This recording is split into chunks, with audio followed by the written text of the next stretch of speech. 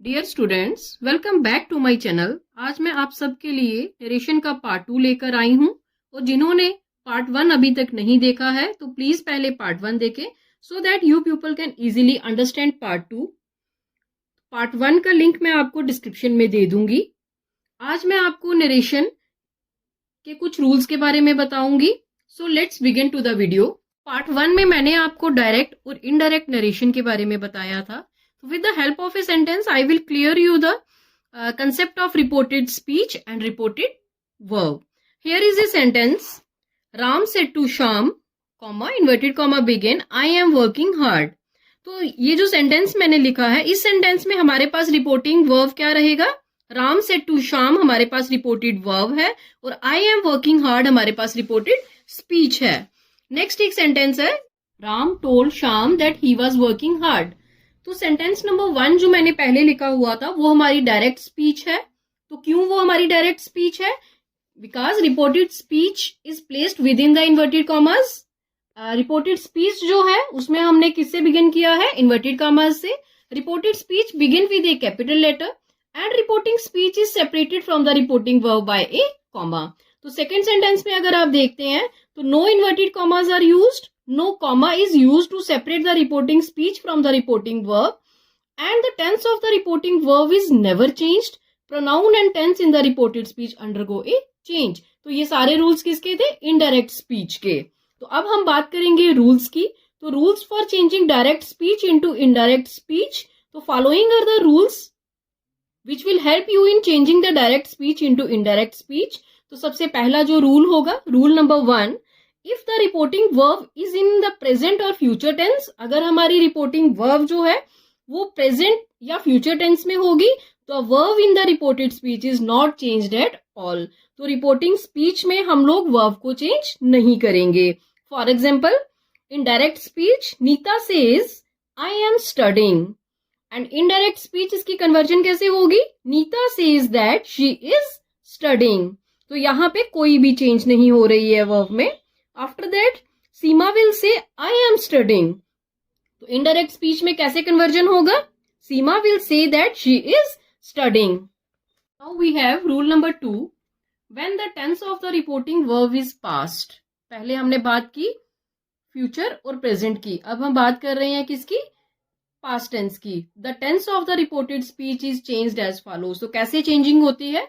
Number 1, present indefinite changes into past indefinite. Present indefinite किसमें change होता है? Past indefinite में देखिए, Rajesh said to me, comma, inverted comma begin, I sleep, full stop, inverted comma close. तो इसका conversion कैसे होगा? पास्ट इंडेफिनिट में कैसे कन्वर्ट करेंगे? स्लीप की सेकेंड फॉर्म क्या होती है? स्लेप्ट। तो इनडायरेक्ट में कैसे होगा? Rajesh told me that he slept. After that number 2, present continuous changes into past continuous. तो प्रेजेंट कॉन्टिन्यूज में हमारे पास हेल्पिंग वर्ब क्या यूज होता है? Is, am, are. तो इसकी कन्वर्जन किस में हो जाएगी? पास्ट कॉन्टिन्यूज में, यानी कि वाज और वर में।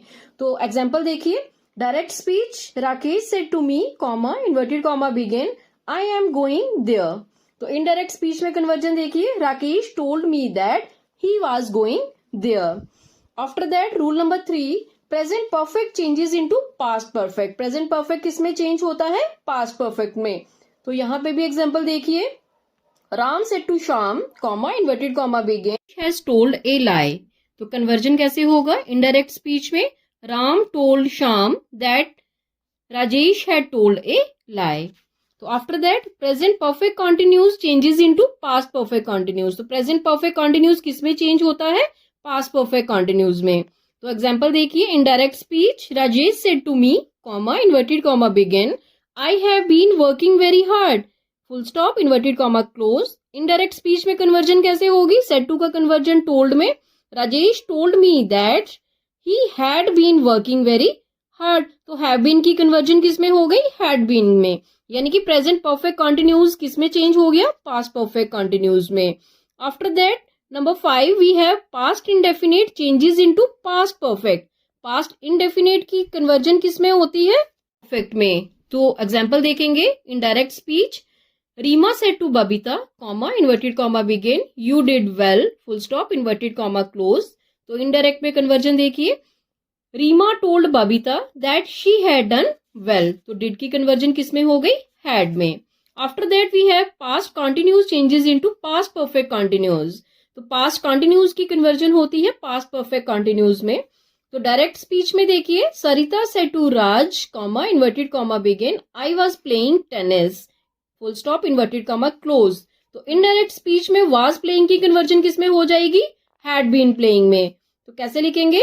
सरिता told Raj that she had been playing tennis. Next number पे हमारे आएगी past perfect and past perfect continuous. जो हमने लास्ट कन्वर्जन की है, पास्ट परफेक्ट और past perfect continuous, they do not undergo any change, उनमें कोई भी चेंज नहीं होती। Next, if the verb in the reported speech is in the future tense, अगर हमारे पास फ्यूचर टेंस में होती है रिपोर्टेड स्पीच, तो विल की कन्वर्जन होती है वुड में और शैल की कन्वर्जन होती है शुड में।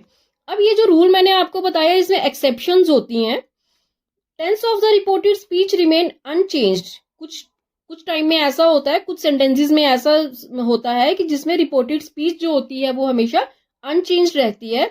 तो कौन कौन सी? If the reported speech state some universal truth, अगर उसमें किसी यूनिवर्सल ट्रूथ की बात की गई हो या फिर किसी हैबिचुअल फैक्ट की बात की हो।